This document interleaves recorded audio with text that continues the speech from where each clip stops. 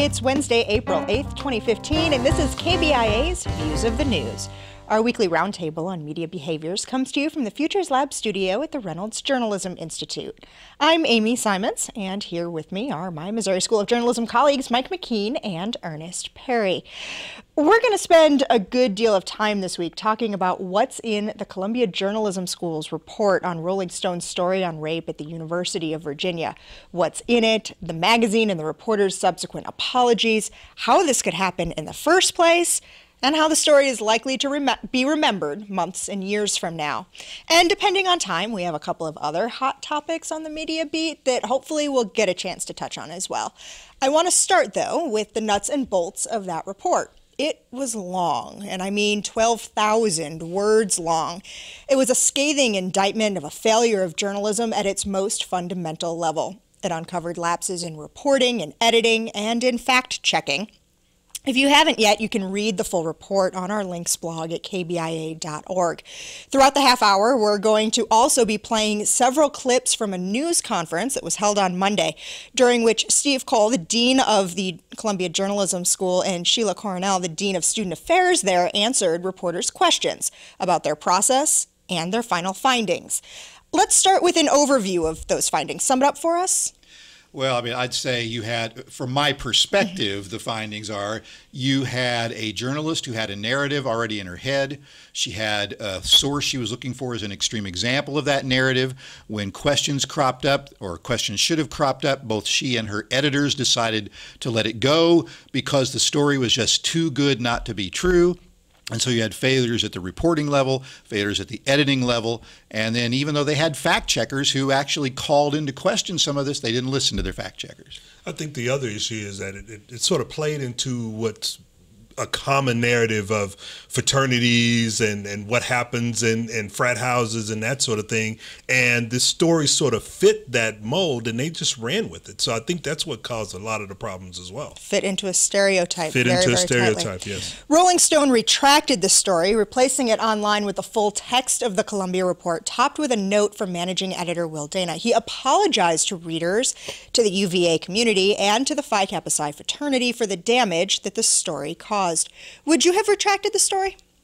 Looking at this, yeah, you would have to retract the story. The problem with it is that, and this goes back to what Mike was talking about, is that they just did not do due diligence in talking to the main source and talking to other sources and seeking out information from the fraternity itself, from the university. They took this one common narrative and pretty much ran with it because it told a very good story, but that's not what journalism is. It's about checking all the facts and making sure that you're getting an accurate assessment of what's going on and what took place. I mean, they had no choice but to retract the story. I quibble with the fact that in retracting it, they took the story offline and replaced it with the Columbia Journalism School report. Now, people have cached that somewhere. If you want to get a hold of it, you can find it. In fact, it was actually in that Columbia Journalism press conference. They actually mentioned it is available through the Wayback Machine, which, ironically enough, that same day, Mike, you came and guest lectured in one of my classes teaching students exactly how that works. Right. Tell our audience about it. Fortunately, I mean, the folks at the Internet Archive collect, they sample from the Internet important stuff, and they keep it on their own servers so that if a news organization goes away or they change their content management, whatever happens, there's a record of historically important stuff. And it's good to know that that record is being kept of this story. Well, reporter Sabrina Rubin also issued her own apology, which said in part, quote, "I have often dealt with sensitive topics and sources. In writing each of these stories, I must weigh my compassion against my journalistic duty to find the truth. However, in this case of Jackie and her account of her traumatic rape, I did not go far enough to verify her story. I allowed my concern for Jackie's well-being, my fear of re-traumatizing her, and my confidence in her credibility to take the place of more questioning and of more facts. These are mistakes I will not make again. Reporting on rape has unique challenges, but the journalist still has the responsibility to get it right. I hope that my mistakes in reporting this story do not silence the voices of victims that need to be heard." tough to read, tough to write, I'm sure for her. How effective an apology is this? I think it was an effective apology. I think she sort of owned up to the fact that, she didn't do due diligence and verification, and that's very important. But I also want to speak on the point that she made at the end, which is you don't want this sort of huge mistake in journalism to sort of overshadow the larger issue of domestic violence, especially on college campuses, and our campus and other campuses are dealing with that. And that's a larger story, so we should not let that issue sort of die down. If there is any good to come of all of this, it's how this story back in November at its original publication really sparked that conversation. We spent close to an entire episode of this show talking about it. I hope that that's true, and I do think the apology is sincere, but I also think, unfortunately, a lot of damage has already been done, not the least of which is to that false narrative that a lot of people have that there's a lot of women out there who are falsifying reports of rape. But there's also been damage done to the University of Virginia. There's been damage done to that fraternity. And I think there's really been some serious damage done to whether or not other journalists are going to want to step into this story and do the kind of reporting that's necessary to illuminate these problems. And that's what I'm scared of, the fact that you're going to have journalists who are going to question, maybe overly question, some of the stories that are coming out from women who have been traumatized, but also you're going to have women who are not going to want to come out and tell their stories because this happened, and it's one of those things where, in trying to do that verification, you can easily re-traumatize the person who was basically the victim. So potentially a chilling effect from more than one side. The idea of the potential victim who doesn't want to come forward and talk out of fear that they will be re-traumatized, re-victimized in telling their story, and then also a chilling effect on the part of journalists who maybe don't want to be the one to engage in that. Another thing in her apology that I found kind of interesting is she talked about how she relied on her belief in the credibility of Jackie. Well, what did she draw that credibility from? How did she assess that? Because she told a compelling story? I mean, we don't know what happened to Jackie. It's possible something bad did happen to her, but the evidence just doesn't point to this particular thing having happened. But that being the case, how does a journalist determine whether or not a sympathetic character is credible if you're not asking questions like, what does the other side say? What do the people you accuse have to say? What do your friends have to say? If you don't do basic journalism, how do you assess credibility? And to me, that's where editors come into play. There had to have been, there should have been, some editors at the Rolling Stone who asked those questions before it even got to the point of even thinking about publishing it. And that, I think, is what the Columbia Journalism report actually spelled out, is that there was not due diligence on the part of the editors. And we're going to actually listen to a clip right now from one of those first clips we're going to listen to from that news conference where the folks from Columbia Journalism School asked, how could it happen? The problems we outlined, there were problems of methodology. There were problems of newsroom standards and procedures. They had nothing to do, those were the key issues of our report. We don't believe that in this case, Jackie was to blame. Flat out, whose fault was this? Well, it was the collective fault of the reporter, the editor's supervisor, and the fact-checking department. It wasn't Jackie. That was kind of one of those things, too, looking back in some of the statements in the editor's note, that perhaps management at Rolling Stone still not 100% ready to clear Jackie in this case. Well, I mean, Jackie told her story. She told her story as she saw it. It's the reporter's responsibility and the editors who are supposed to be backing up and making sure that everything is done right. It is their responsibility to verify Jackie's story, to get all the other facts, to make sure that there's proper context and due diligence in doing that. And that didn't take place because they fell in love with the narrative and they ran with it. Yeah, I think that's the one step that maybe, and I think this was a fabulous report. I think the Columbia Journalism School people did a really good job of researching this. But I think there's maybe one step removed from how could this have happened, because I don't think they talked enough about the fact that this was a story that was just too good to be true. It fit into the narrative that they wanted to believe. The reporter came into this story already with a preconceived notion of where this story was going. All the other stuff flowed from that. One of the other things that was talked about at length in this news conference, and you can watch the full hour-long news conference on our links blog at kbia.org, one point that they wanted to make clear was that it really was certain to them that Eardley had spent her time doing reporting, that she wasn't on any tight deadline pressure to do this story, to rush through the interviews in any way. And it sounded like she could have walked away from the whole project at any time if she felt there was a reason to, which leads to a bit of a different question. How did the narrative writing style, so common to long-form magazine writing, factor into this? The use of Jackie as a single source and trying to tell her story in a way that flowed and wasn't necessarily broken up through repeated attribution by saying that she said those things over and over again about what happened to her at the Phi Kappa Psi house. There is a tension in narrative writing between constantly putting in she said, according to her, and the flow that a reader ideally is looking for on the page. And so we think there's room for some diverse voicing in magazine writing, but when the reporting is solid and when attribution is fundamental to a reader's understanding, as it was in some of those instances, you just have to do it, even if it breaks up the flow. This kind of became the day 2 and day 3 story after this report came out, was a look at the greater issues that come with long-form narrative writing, and that sometimes telling a good story that reads like a yarn may not always be good journalism.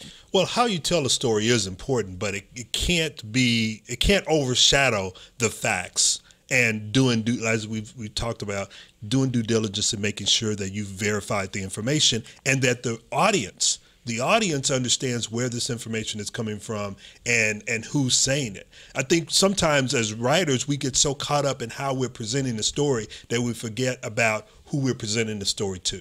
Yeah, we need to be careful not to be too overly critical of the form. I mean, we teach most of our students in this school that finding what we call a compelling central character around whom to tell the story, somebody we can empathize with or understand or see it through their eyes, or that's a really good way of getting people to understand a story. But it's not the only thing that you do. And it seems to me that the Rolling Stone decided that that was really their only obligation, was to find this really compelling character, and to heck with all the other reporting and analysis and context that you would normally do to back up that character's story. Well, and I'm all for character-driven stories, and maybe that's one of my deficiencies as a journalist, is I'm not real good at writing in that narrative style. Sure, I can tell someone's story, I can make them somebody that we can connect with and empathize with, but I find myself going out of my way, and I think this was one of the problems with this story, of always including that attribution. So even if it's, she says that the bag of potatoes was heavy, I'm not going to just take for granted because I see her wincing as I'm shooting video that it's heavy. I want her to tell me that it's heavy so that I can attribute that to her. But I think you can write in that style and still provide the necessary attribution so that the reader understands that you've done your due diligence. And the problem here is that you don't see those other voices. That, to me, is you hear her voice, but you don't hear the voice of her friends. You don't hear the voice of those that she's accusing. You don't hear the university's voice. You don't hear the voice of a total investigation into exactly what happened. Yeah, I mean, there was a similar criticism about, and the Rolling Stones said they were going to stop using pseudonyms for characters in their stories. Which is one of the recommendations to come out of it. Using the pseudonym in and of itself is not a problem, but the reporters and the editors have to know the real persons behind those pseudonyms. In this story, they applied a name to somebody they didn't even know who they were, and they never attempted to contact them. See, and going back to what we were talking about a little bit ago, actually this decision to stop using pseudonyms, in some ways, isn't that a little bit dangerous when we talk about that chilling effect of people who aren't willing to come forward, that idea of kind of having a blanket decision not to grant anonymity? There may still be a case down the line where you want or need to do that. Yeah, there are cases in which you do want to do that, but that still does not absolve you from the responsibility of making sure that what that person is saying is accurate, and that you can verify that. You make the choice to use a pseudonym to protect them, but it doesn't. Who's protecting the audience from that story not being accurate, right, not doing the verification? That's the responsibility of the news organization, the editor, and charge at that point. Right, exactly. One of the biggest shocks, to me at least, is that no one at Rolling Stone will be losing their jobs over this, and Sabrina Early will continue to write for the magazine. ABC's David Wright asked the Columbia Journalism deans about that. Your report is framed as a matter of journalistic best practices. And on the accountability question, I wonder, if it were your newsroom, shouldn't somebody lose their job? Well, as you know, as a veteran newsman, hypotheticals are a very usually kind of an unhelpful question. I would say that... Still, that's a kind of accountability, and that's a big statement of accountability, isn't it? It is a big statement of accountability, and it belongs with Rolling Stone. Look, we're not the DA's office here. We're not a special prosecutor. We did not find, and as we say in the report, we didn't find evidence of the kind of dishonesty, invention of facts, lying to colleagues, plagiarism, that in our experience, and probably yours, you would regard as grounds for automatic firing or severe sanctions. Absent that kind of dishonesty, it just didn't seem appropriate for us to judge individuals who we have only met through the context of reporting on a single story. They've been employed at Rolling Stone for decades, and so it's appropriate for Rolling Stone to sort out that accountability. I don't know. I would guess that at some point in our careers, we have each known somebody who's lost their job over one really bad decision. I mean, okay, they can make that argument, but I have to say it wasn't a hypothetical question. These are real people who were involved in real and wrong decisions. Somebody should be held accountable. I mean, if you ask me, this is almost worse than, firing somebody because they made up a story. It's harder to detect when people are sometimes really good at lying. Jason Blair was really good at lying. It's harder to ferret that out than it is to say, you just didn't follow Journalism 101. And if you can't do that at a publication of the quality of Rolling Stone, then somebody needs to pay. And there's only one person, I think, in that report that doesn't deserve to pay, and that's the anonymous fact checker. They decided not to name them because the fact checker did come up and say, you really ought to look into this stuff. The reporter and the editors ignored that advice. Yeah, I think there definitely needs to be some accountability. I'm not as quick as some others to say that people should lose their jobs because they've worked all their lives to have these careers, but there still should be some sort of accountability. But I think even more importantly is that the system itself, the culture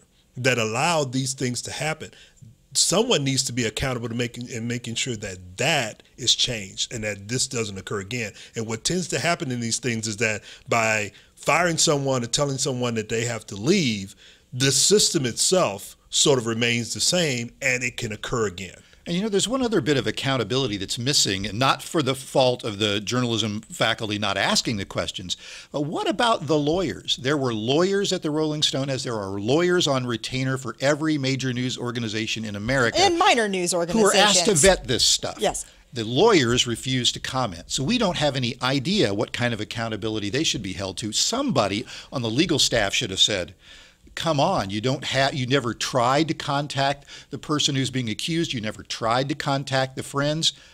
The lawyers are. Well, here's the thing. I mean, the lawyers may have said all that. It doesn't say. But wouldn't there be kind of client privilege there too? Well, there client could attorney be. privilege. It could be. I mean, the lawyers may have said all that, but the narrative, as you said, Mike, the narrative was so good. It was so compelling. It fit everything that we were looking for that we just have to run with it. Yeah. And so they may have just said to the lawyers, thanks, but no thanks. We hear your advice, but we're not going to take it, and just run with it. So, Ernest, this may be an unfair question to ask, but you're our historian. You're our expert in how things are remembered and how they are then brought forth in perpetuity. How do you predict this story is going to be remembered in the annals of American journalism? Well, I think this is gonna go down in the same vein that Jason Blair and others have gone down. And the question becomes, are we going to learn from this? There are some things that we did learn from Jason Blair. The problem is that a lot of the things that journalism didn't do in Jason Blair, they didn't do in this case, which is the whole verification thing again. It goes back to what I was talking about earlier. You can get rid of people, But if your system and your culture remains the same, this is going to crop up again. And I think over and over again within journalism, we have this culture of finding narratives, finding stories that really sort of hit home with an audience, but we haven't done due diligence, and they come to backfire on us when we don't do the verification. It's a story that's so good the facts get in the way. Right. And I think, Ernest, you'd agree with this too. Maybe even a better comparison would be not with Jason Blair or any of these fabulous or plagiarists, but it would be stories like the Duke Lacrosse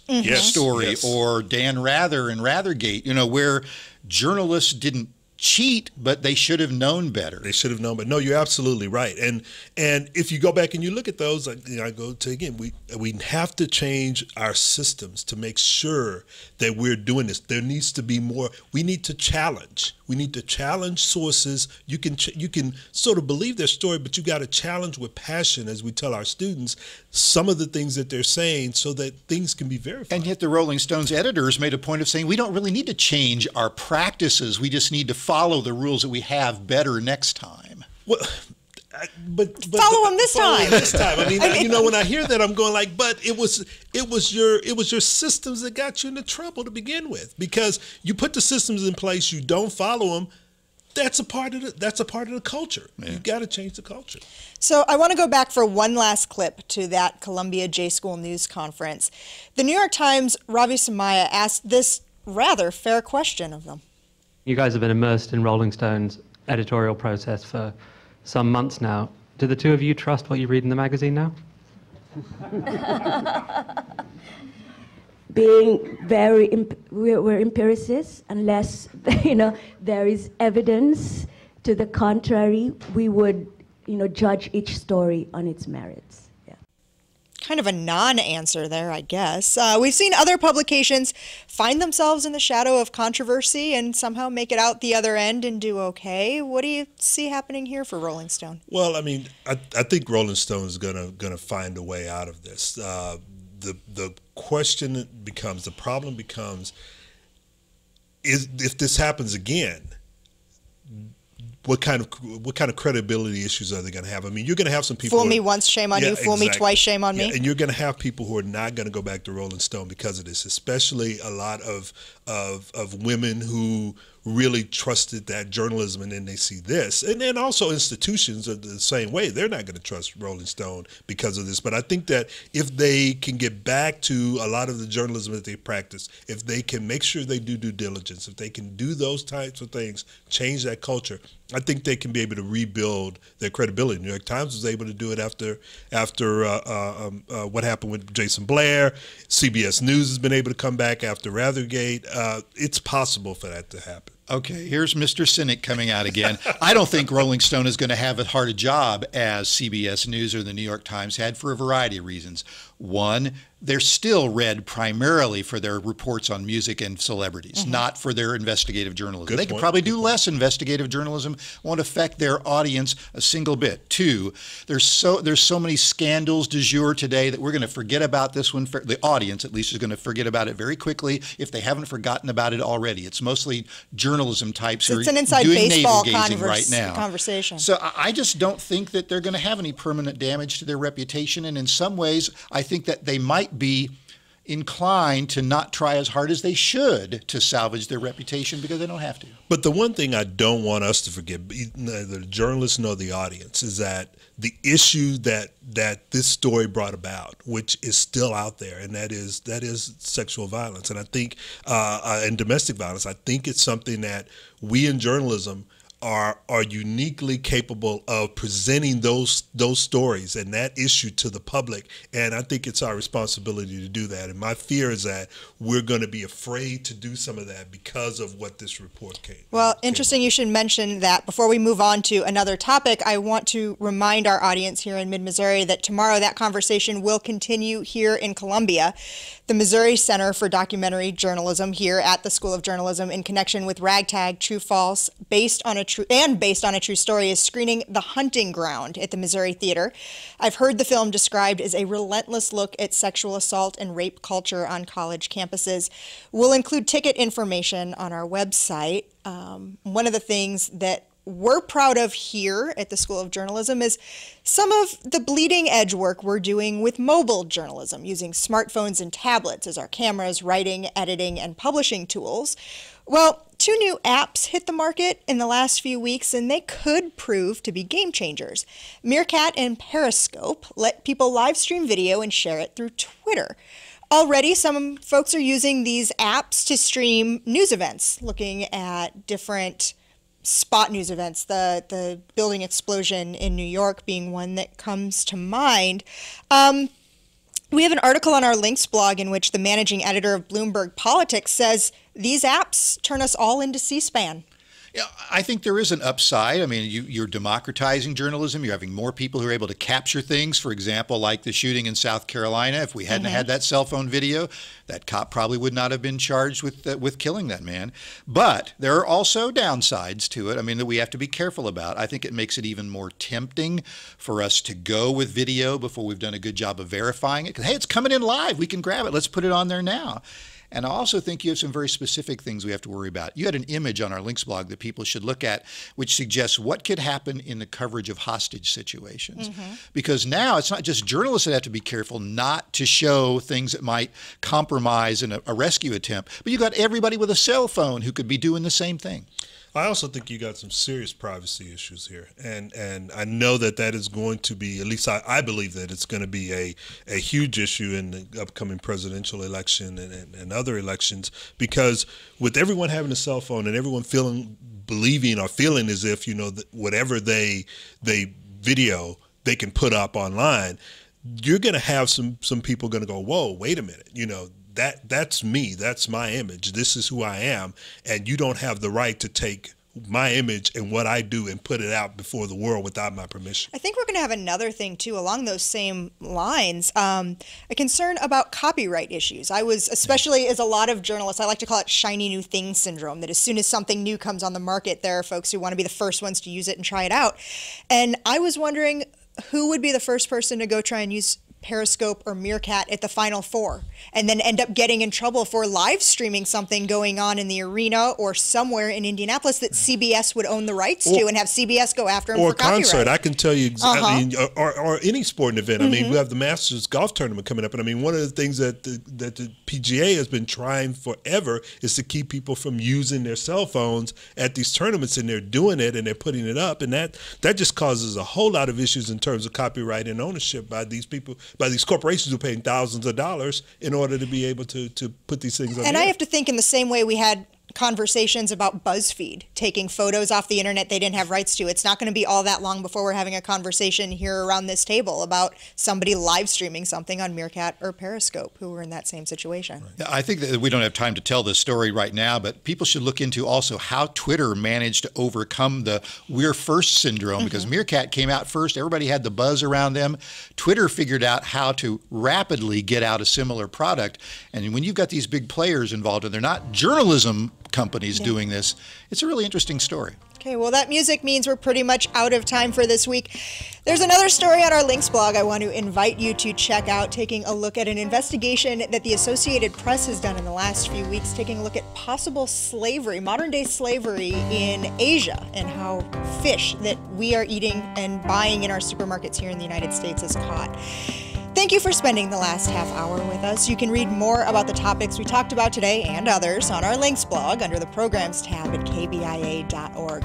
Like us on Facebook or follow us on Twitter. Our handle is @ViewsOnKBIA. These are all great ways to watch and listen to our program again, leave us comments, questions, and see previews of what we'll be talking about next week and more. Thanks to RJI's Travis McMillan and Maya Jackson for directing the show today, and Pat Akers for handling the audio. Kristen Wohlring is our associate producer. I'm Amy Simons. Be sure to join us again next week.